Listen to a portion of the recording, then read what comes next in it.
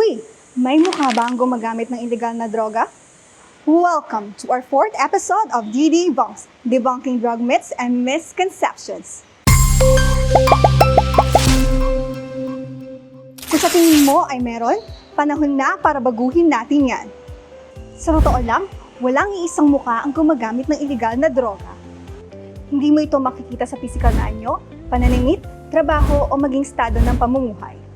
Dahil ang realidad, maaaring maayos ang pananamit, may trabaho, edukado, pero nakakaranas pa rin ng problema sa paggamit ng illegal na droga.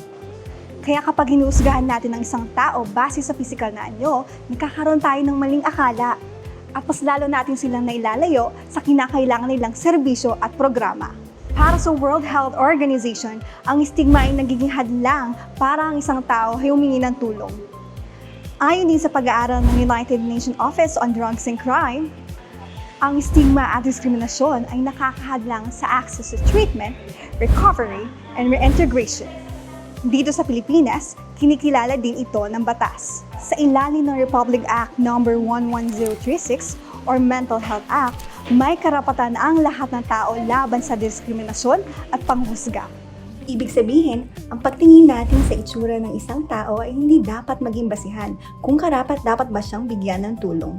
Hindi paghuhusga o masamang pagtingin ang kailangan, kundi pagpapalaganap ng tamang impormasyon, paghahandog ng suporta at pagbibigay ng pagkakataong magbago. Walang mukha ang gumagamit ng illegal na droga, pero may mukha ang pag-unawa, may mukha ang pagtulong at may mukha ang pag-asa.